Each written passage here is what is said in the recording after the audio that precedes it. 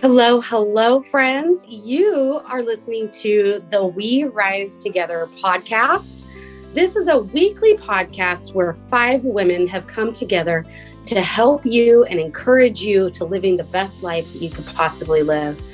We base all of our life on certain areas, and that's what this podcast is about.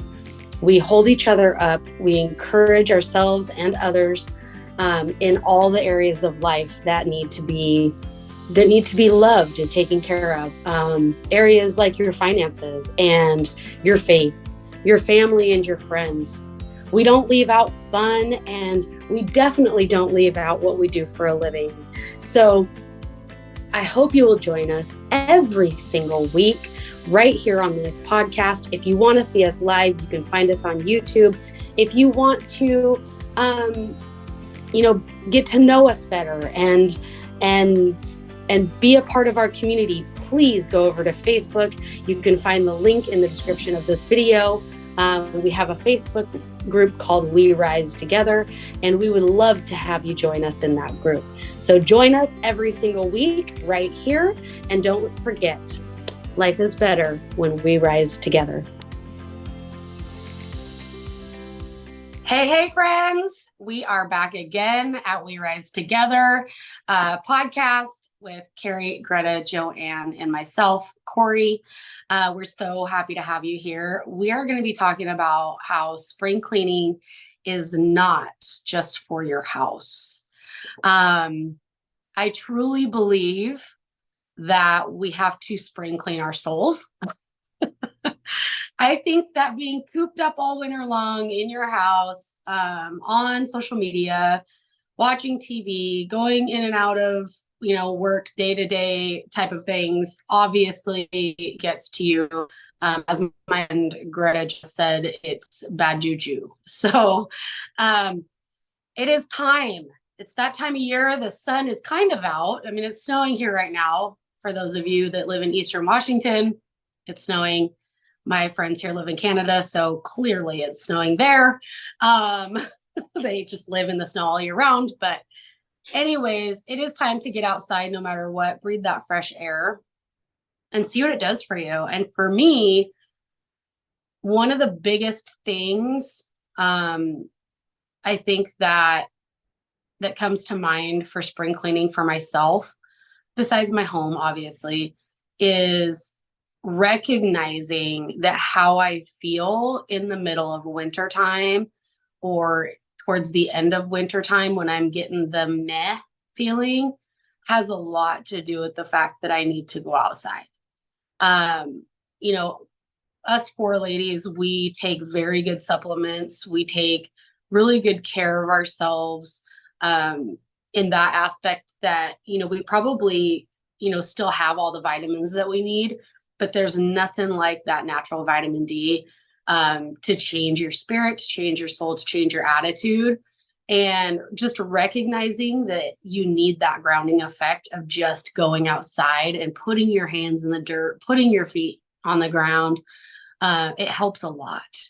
So I think that awareness for me is step 1, because I'll start questioning myself and wondering why I'm feeling the meh. And just feeling like, I don't want to do anything, or I just don't feel motivated. Or I'm backtracking and reclusing a little bit, right? That awareness of putting 2 and 2 together, I think, is really important. I agree. It's been a long winter. Let's just say that. It hasn't been it's been a very weird winter, at least for me. Maybe I'm just weird. But it feels like it's been kind of never ending. And we got some little bit of snow this morning, and I was like, for real? It's Easter. Like, I can't even handle that. And my mom and I were talking, and she's like, oh, I already washed all the curtains and washed the windows. And that's her kind of like walking into spring, tradition, I guess, or a habit that she has. And I kind of thought about it. And for me, the moment the sun was strong enough to, enjoy being outside without a winter coat, I was out there shoveling my snow off my deck, but it was so energizing. And I literally took my shoes off, shoveled whatever the snow was on the ground in a little circle. I should have taken a picture. I usually do, but I didn't have my phone with me, and shoved my feet into that, wet old grass that was under there. It felt so good. It felt like I was connecting with something that's, well, it's earth, right? It gives you energy. That's we come from it. It's almost like recharging a battery that's been running low all winter. And it was flashing at one point at me like, you're low on battery. It felt so good. I just wanted to, that's when I kind of was like, I just want to do everything. I want to do this and I want to do that and I want to clean my garden and I want to do, so I have a tower garden in my home, which sometimes kind of, just looking at it, I'm like, who feels like, summer never went away, because I still have strawberries growing. I pick them almost weekly. But even that got really like droopy, and it was tired. I felt like my plants were tired. I pulled them all out. I actually prepped them to put them in the garden as soon as the garden's ready. So they went into the soil, and I'm still actually going through it, but it felt so good. And they kind of perked up too. And I'm like, I mean, nature shows you what it needs, right? The spring is like a renewal of life for a lot of plants, animals, everything. It is also for us, right? It's not just about spring cleaning and making sure that, your house is ready for spring or Easter, like it is in my house, because Easter is a big deal. It's even a bigger deal than Christmas. But it's also that renewal of our own bodies, our own souls, and yeah, it's like spring cleaning for our heads. I call it just getting rid of that old dusty juju that doesn't need to be there. That's been kind of stagnant for over the Christmas, right? And honestly, just getting out. Like, people are asking me, what are you going to do? And as soon as I have free time, I just want to go. We went out of the city yesterday. I just want to be outside. And I think for people that are feeling low right now at this time of transition, the best advice I can give you, I mean, you can take all the great supplements, you can take all of the, everything that is out there for you to have, but just being outside, sticking your bare feet into ground that's just renewing, or hugging a tree. What happened to hugging trees, you guys? The energy you get from that is unbelievable. And a lot of people are like, I don't get it. Like, I don't feel anything. I'm like, oh, trust me, you will feel something. You gotta. Like, it's, you have to, A right? couple of weeks ago, we had our first really nice warm weekend day, because of course I sit in the office during the week and I look out my window and see the Yeah. beautiful sunshine. But it was the first real warm Saturday we had, and I just went heck with all the other stuff I had planned to do and had to do, and I went outside and I shoveled literally a ton of snow off our front yard into the cul-de-sac to make it melt faster so I could see the grass faster. Mm-hmm. And today sun was out, it was snowing a little bit, and I looked at where I hadn't shoveled and the snow was gone too. But I thought, you know what? I was outside for that 3 hours. It was warm enough. I didn't need even a sweater. I was outside in a short sleeve t-shirt. So my arms and the back of my neck, this part, my face, the sun just come down, and I was getting exercise or activity I was making that damn snow melt. That felt good too. But you're right. It's in the last two weekends when we've gone down for groceries, it's bare feet and sandals, because that's as close to bare feet as I can get right now on the ground. This is like, it's here. You were saying winter feels really long and weird. For the first time in as long as I can remember, the first snowfall we got stayed. There was none of these 2 or 3 or 4 or 5 snowfalls, and then they would melt, sort of working us into winter slowly. It was like the snowfall came, boom, done. Winter was here. Right? Fall was done, winter was here. Yep. And then we just kept getting more and more and more snow. And yeah, like you say, batteries just kind of, the flashing red light or red icon saying battery low. Time to plug in. Time to plug in. What's really funny is my husband cleaned out my flower bed. So the flower beds in the garden usually are my responsibility, but he decided to be a crazy person and take a huge ladder and trim trees that are like 100-year-old pine trees. Like they're huge, right? And he's like, I'm just going to take this little ladder here and I'm just going to climb up this little ladder and I'm just going to take this extendo saw and I'm just going to saw these little dead limbs off and then I'm going to chip them up in a wood chipper and create mulch. And I'm like, all right, have a good time. So he cleaned my flower bed out for me. Those bulbs, because my daffodils and stuff are starting to come out and my hyacinths are coming out. Those bulbs went from like that tall, like an inch to like 4.5 inches, I swear, in 24 hours. Like they literally, it was like all the debris and all the junky yunky. And it reminds me of us because the same thing happens to us, right? We get all jumbled up with all the winter crap that we store inside of ourselves and in our homes, and it just stays there. And then we go outside, we walk in the barefoot in the grass, we allow ourselves to ground with the earth. It takes more than a minute. You know what I mean? You just stand there and be aware of it. And then all of a sudden you grow 4.5 inches in 24 hours. Right. And that's the way I feel that my daffodils did. We went to the store and came back and I was like, oh my gosh, Figures. they're like all now. Well, it's like as soon as the snow went off my crocuses, like I went to work in the morning, there was about 3 inches of snow on them. When I come home, it was all gone and they were an inch. So they were actually growing in the snow. So they're persevering and they're like, I know that sun's coming and I know I'm going to see it soon. Right. So it's the same as us getting ready for it. And now I know as long as the frigging deer stay out of them, I already chased one out. They'll be blooming yellow and purple and white for me in no time. Beautiful. I'm pretty envious of all of you because I like you're still in the middle of winter. Oh yeah, we're my daughter and I were talking. We love our property. Like we do. Where I live is absolutely beautiful. I hope someday you guys could come and see it. It's stunning where I live. But it's freaking cold. Like it was in the minuses again this morning. I think it's still -1 out. My husband and my grandson were going to Rimby, which is halfway to Calgary. They said it was +10 there yesterday. It was like -4 here. It was cold. It's so coming. I'm ready for the winter to be over. But you guys were talking about grounding and you said hugging a tree.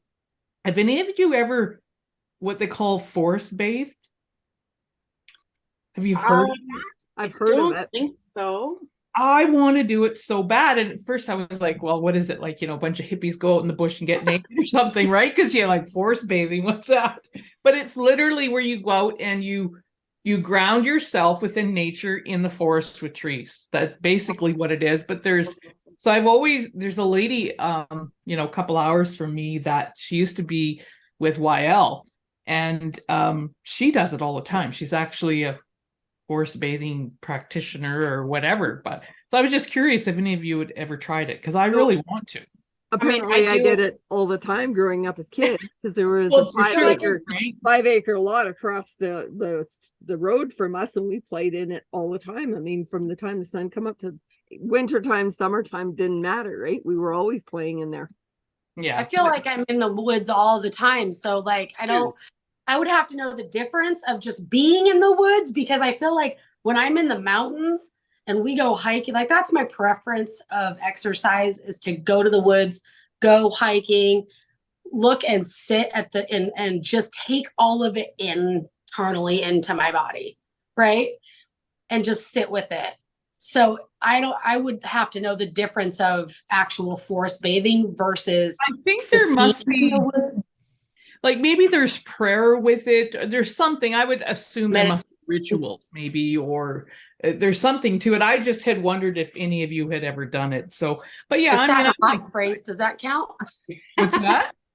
I sat in the hot springs. Does that count? Well, that's probably just as Cool. good, right? Or Just as good, yeah. Right. I'm like you guys though. I mean, I I live in the bush, like surrounded, but one of my favorite things to do is to get into my side by side or jump on like one of the quads and go out back and check fences. And people think that must be boring. It's not. You know, drive through the bush. That's probably my favorite thing in the world to do is to, you guys like to go to the mountains and go hiking. I Yeah. like to drive through the bush. Well, When I was younger, I used to ride a horse through the bush and I loved it. the Right. one thing about that, and I was thinking about this as we were talking just before we started the podcast, that even in the winter time, because the shoveling the snow was my responsibility this year, and so a lot of it was done in the dark. And it got to the point when I got into our backyard and I started shoveling, I didn't want to come in the house because there was very little light in our backyard, so there was no light pollution. So it was either snowing those big beautiful flakes, you know, when it comes down, or the stars were out and I could actually see them, and it was so peaceful. Mhm. That was I would get out there and I'm like, I have to go in. Yeah, I better go in, right? But it was even in the middle of winter, I surprised myself because I'm like, I forgot about this. I forgot what it's like to be outside, bundled up. I was still, you know, I still had that feeling of grounding and re-energizing. And I Speaking think of that a lot of grounding, people, sorry, Kari, go ahead. speaking of grounding, people, I read an article about the difference in our footwear. Mhm. Absolutely. It used to be that it was leather. If you had shoes on, it was more than likely leather. Even I remember cowboy boots, because of course all my guys wear cowboy boots. The soles used to be leather because Roger used to actually wear his soles out, take those boots and get them resoled with leather. Now everything, when I went to buy all the little boys, my grandsons, all new boots about 3 weeks ago, couldn't find any, not one cowboy boot in there for their size that had a leather sole. They're all rubber. They're all rubber, yeah. But rubber doesn't allow us to ground. It's an insulator. It's an insulator, I right? actually just ordered because I'm a typical European and I wear slippers. I cannot go without slippers. But I realized same thing. Most of my slippers, I used to wear the old school polar slippers, which were full leather, almost like think of like a moccasin, That's but what I wear. in a slipper Moccasins. form, right? So I used to always wear that, and since the last time my mom went to Poland, she didn't bring me the ones that I wanted. So I just resort to whatever slippers we get, you know, comfy, fluffy slippers. And I noticed a huge difference. So I actually ordered, they're called earthing shoes. They look like slippers or moccasins or whatever you want to call them. There's so many different varieties. Just look for earthing shoes. And they, some have a piece of copper in them. Some have actual, a thing that will connect you. You have to wear them bare feet because there's a thing that touches your foot and then it I touches wear the bare ground. feet all the time. Most of the Yeah. winter I go bare feet. But So yeah, so I just bought Laurentian moccasins about Mhm. a month ago. yeah, and moccasins And I are wear great mocs. because they're made Yeah. from leather. Same European shoes used to be all leather, leather soles, leather tops. And when I started kind of looking through, you know, I was spring cleaning our closet and I realized that it is, my husband wears cowboy boots. That's all he wears. And two of his pairs actually have like thick rubber soles. And I'm like, oh, I never even realized that that's what it was. And his other ones that he feels the best in have the leather sole. Have the He leather. actually was just getting them fixed. So it's kind of interesting that I'm gonna actually look because I'm gonna go buy all the little boys Wrangler jeans for Easter. So I'm gonna check in like the men's boots and the women's and see if any of them have leather soles anymore. yeah, it's I mean, you know, the reality is we have to wear shoes Right. Well, when yeah, we leave our house. we I can't mean, not, but you kind I'm of have to, thinking right? walking But in the snow in the wintertime, what that would be like. Like I'm thinking of trying it because ice bathing, my son-in-law and my daughter, they ice shower every day. Wow. I haven't grew the balls to do it yet. I'm gonna be honest. I just think cold water.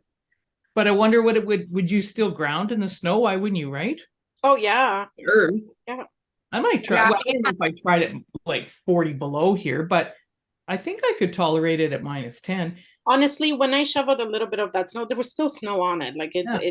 the ground is frozen and it's got that old grass in there. It was cold. I was there for maybe a minute or two, but it was, I can't even describe it. Just go do it yourself because Right. it's Like Kori said, as long as you're over that minute to really get yeah. yourself grounded. You know, I said, actually, I told my husband this here the other day, I want to build an area outside where I can go sit outside in the wintertime with a hot cup of tea and just sit out there because we get so housebound, right? Oh yeah.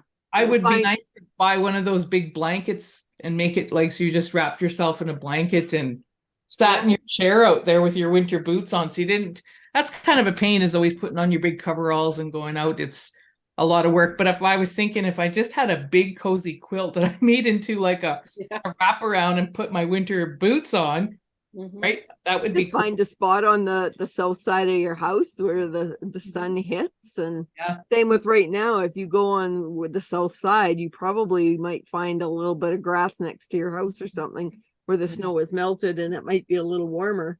You know, we have a pile of snow left, you guys, and it's been melting because we have had a few days in the pluses, but I'm going to say we have at least, I'm going to say 2 feet of snow yet. So help it along, go get a shovel and clear out a Yeah, little shovel your spot. favorite spot. Put a lawn chair on there and that'll be your spot. Right? So with what you're talking about grounding in the snow,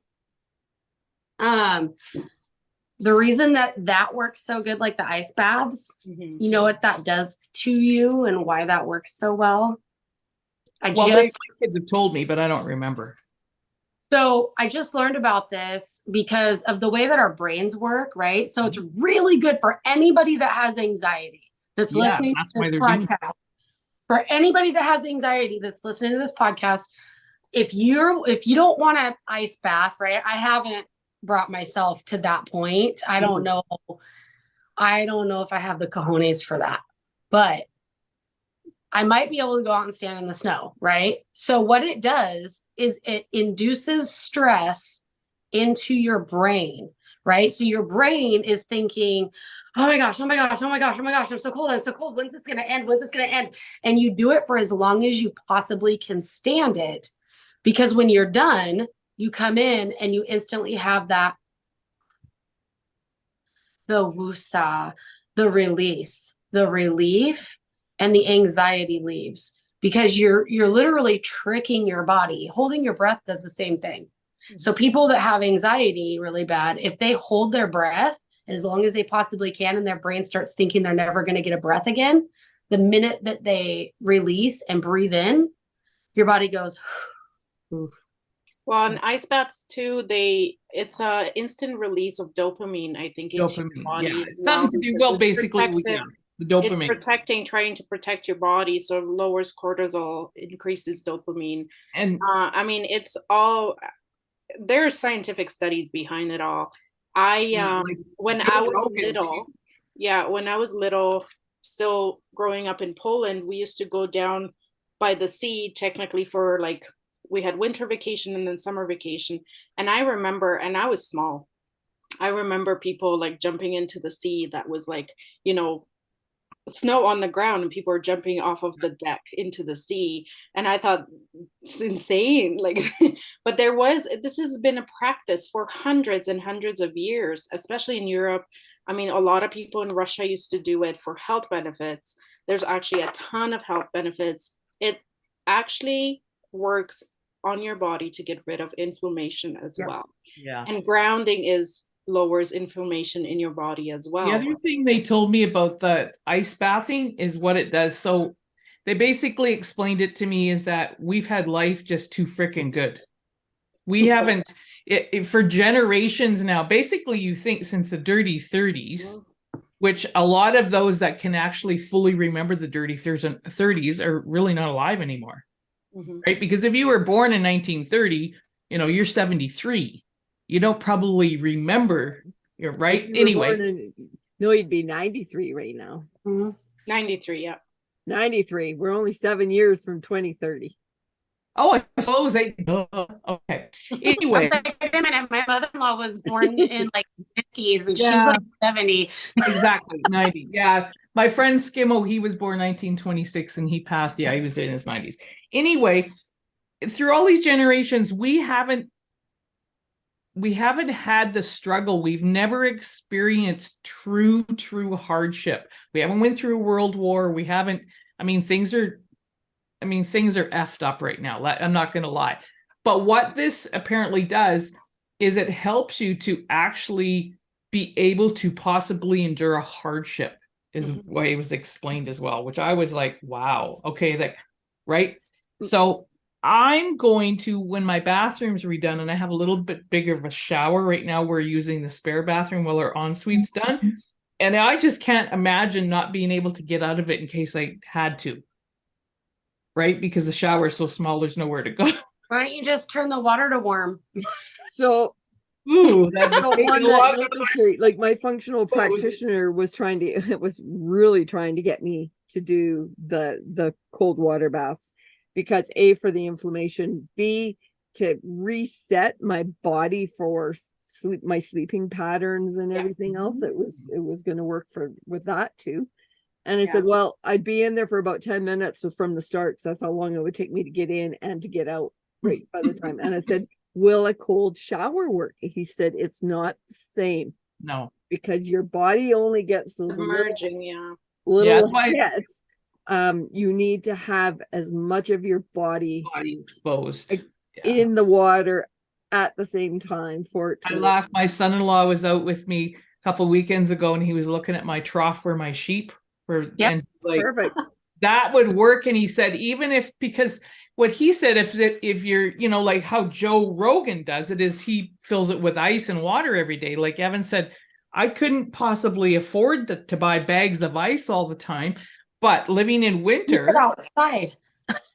Well, but then it would freeze solid unless he had a heater in it.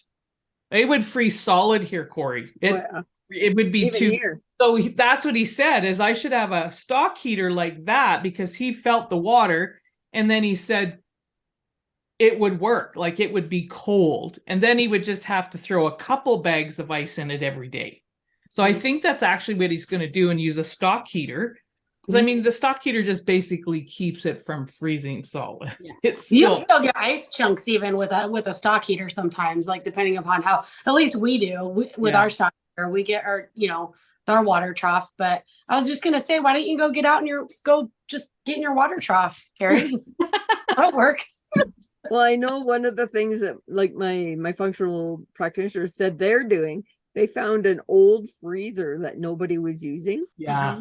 And because a lot of them have the place where you can attach a hose to drain them.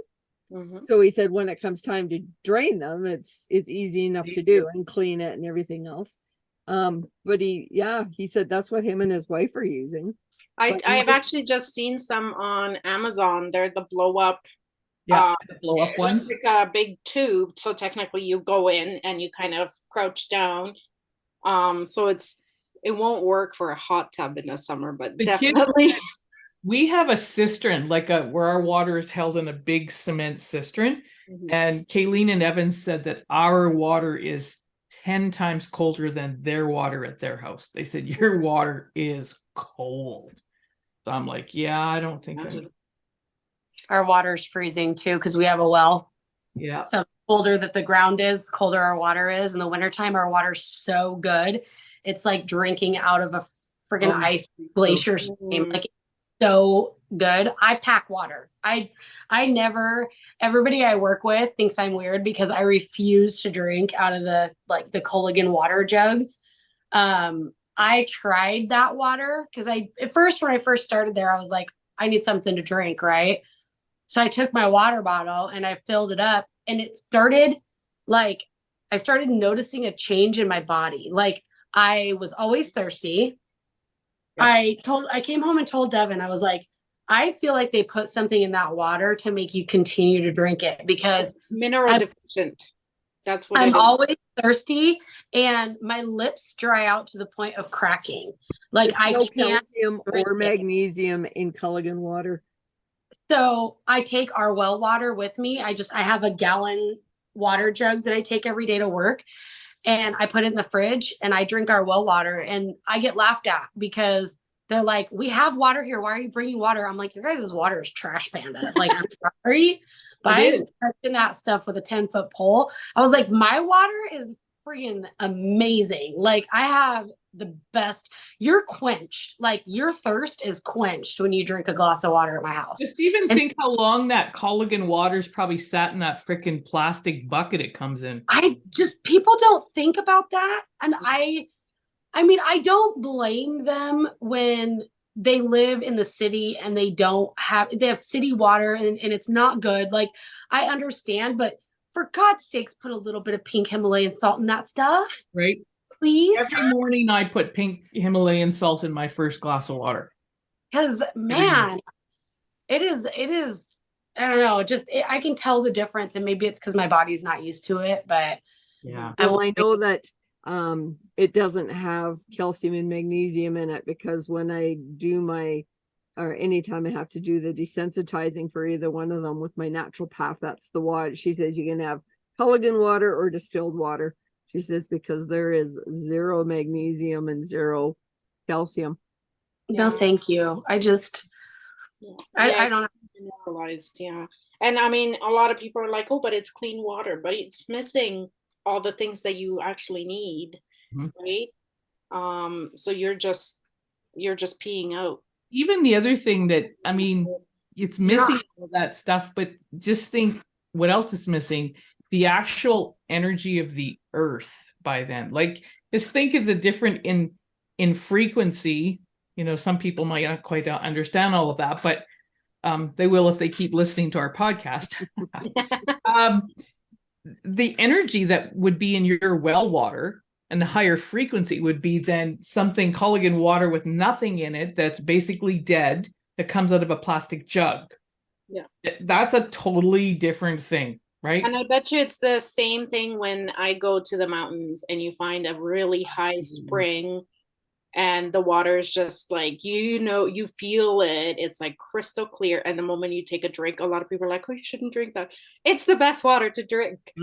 It feels like when it hits your lips, like you feel like your body is just absorbing everything. Right. They don't understand when it runs down that mountain through dirt and rocks and all of that. That filters the bacteria out of it.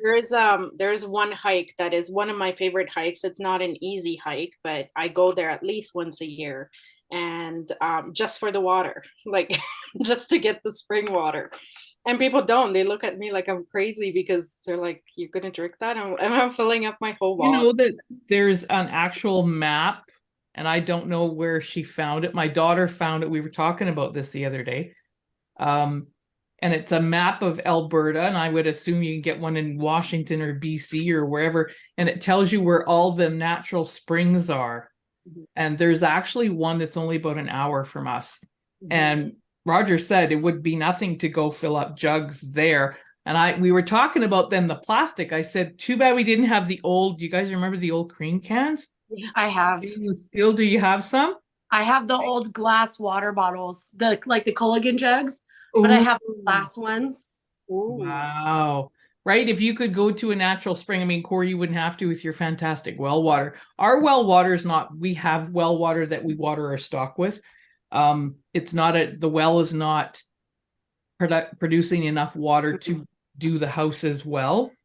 But I mean, maybe I should be pumping that water out and putting it through just a Brita that takes the bacteria out and a charcoal filter. Right? Yeah. I have what do you call a big stainless steel one? Oh, Berkey. Berkey. I have a Berkey. Yeah, that would be perfect. Right? Should try it. Yeah.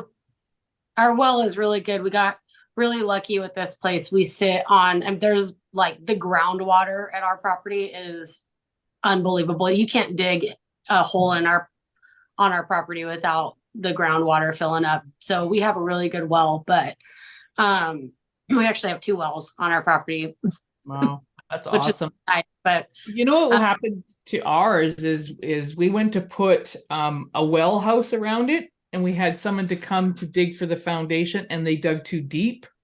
So they had to backfill it, and then they decided to tamp it with a tamping machine.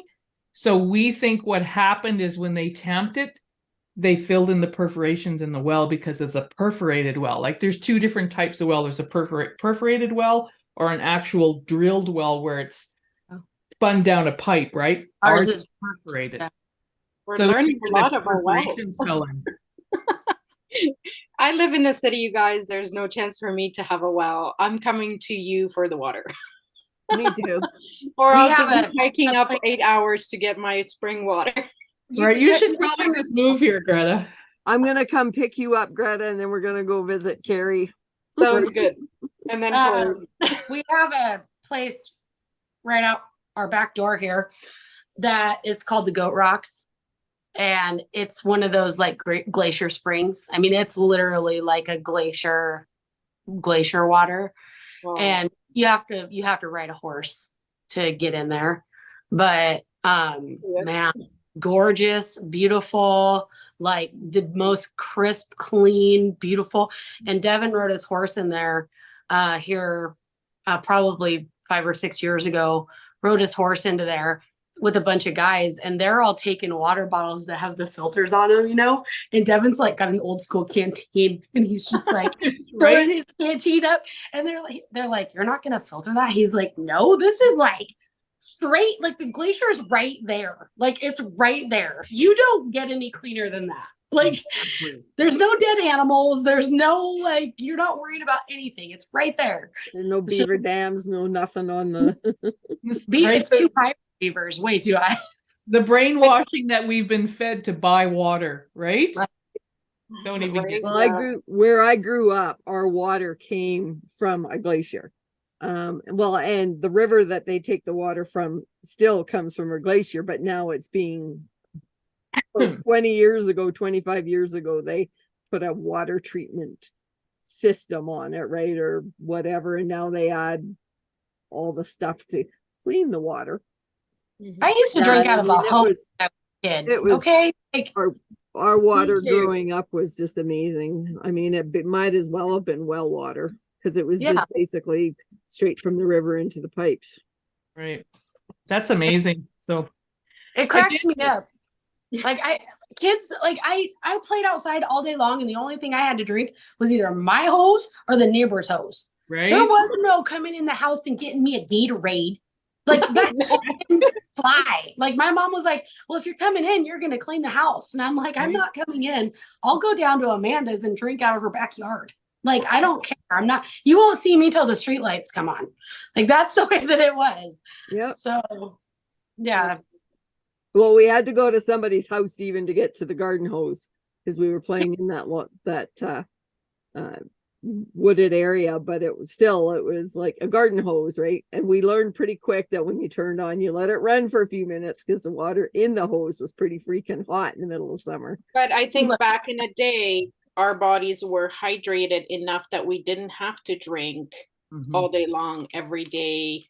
Like, I mean, honestly, I don't remember drinking as much water as I'm told to drink now when I was younger. And I think it is because of the quality of water and the minerals that you get. Your body actually was hydrated versus you're just putting it in and technically peeing it out right away. Even the food that we ate, right? So Which is But as also usual, a part we of clean. You're also part of spring cleaning should be your digestive tract. Exactly. Yeah, so if you're going to be doing a cleanse of any kind or thinking of doing one, now is the time to do it because your body is looking for that. Yep. Flush all the winter stuff away too. But ladies, as usual, we got another hole. Rolled away. It's cool. But we've been talking for a bit, so we'll probably wind it up now and